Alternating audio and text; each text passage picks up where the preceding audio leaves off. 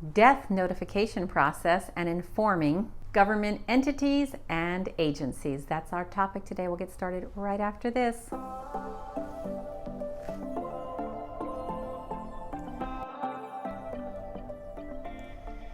When a family member or friend has passed away, notifying the appropriate entities in a timely manner is of ultimate importance. Notifying these entities and agencies, it helps with reducing the risk of identity theft and sets in motion the wishes, the last wishes of the decedent. Welcome back to my channel. I'm Kim Ward. I am a certified probate real estate advisor, and what I do is help with homes in probate or trust administration here in San Diego, California.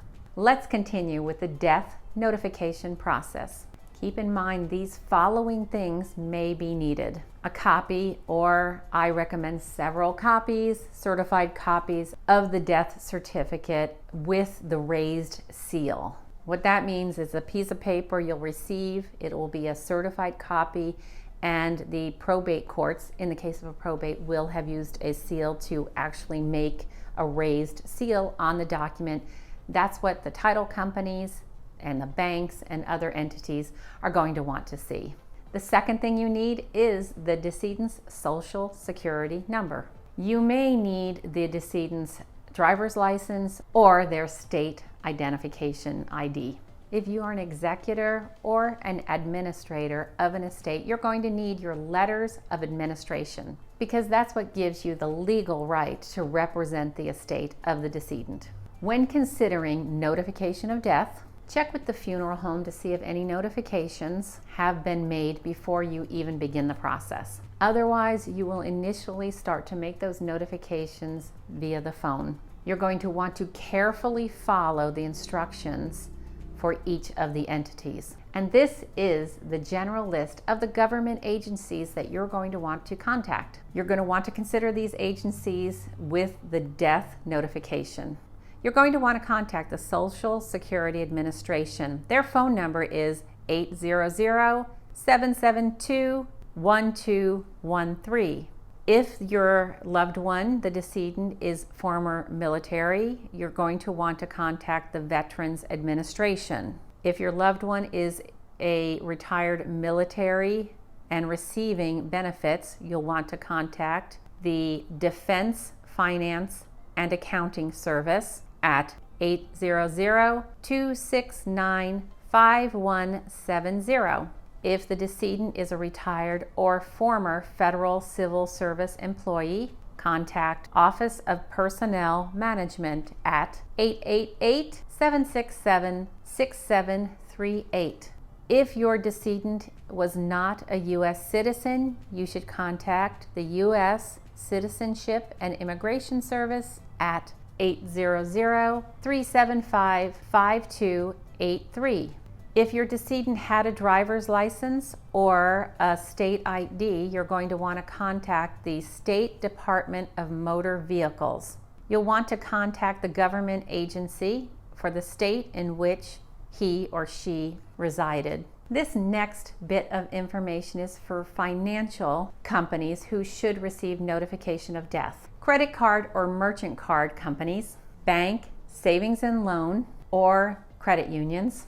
Through the death notification process, you'll want to consider notifying the following: life insurance and annuity companies, health, medical, and dental insurers, disability insurers, mortgage companies and lenders, financial planners and stockbrokers, pension providers, automotive insurer, and mutual benefit companies. Now let's talk about memberships and who should receive notification of death. Professional associations and unions, health and athletic clubs, auto clubs, the public library, alumni clubs like high school, college, training schools, Rotary, Kiwanis, Lions Club, veterans organizations, and other clubs.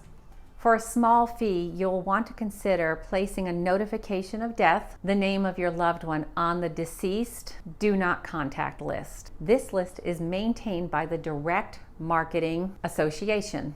Once posted, all members of the DMA will delete the name of your deceased from their mailing list. This is the information for the Direct Marketing Association, or DMA. Now let's cover credit reporting agencies. It is recommended that all 3 agencies be notified of your loved one's passing. You'll want them to receive that notification of death. You'll want to request that all accounts be listed as closed account holder is deceased.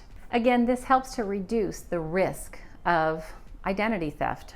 As noted earlier, you will need death certificates, certified death certificates, the identifying information about your loved one, and a copy of your letters of administration.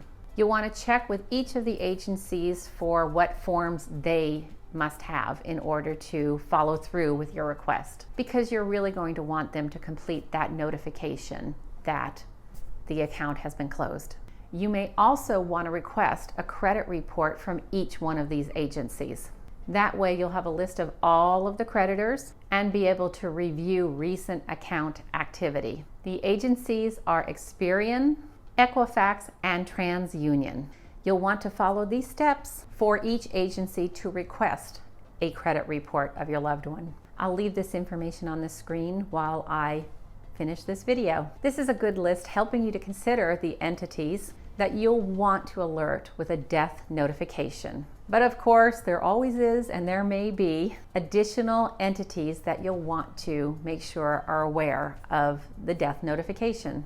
In addition, and of course, you may want to ask your attorney if there are any other entities that should be informed of the death of your loved one.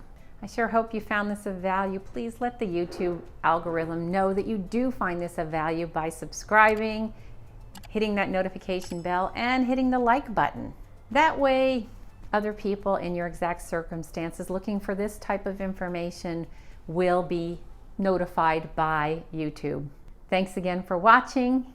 I appreciate it. Go ahead and comment down below if you've had circumstances like this. I always look at your comments and I do answer your questions, and I'll see you next week.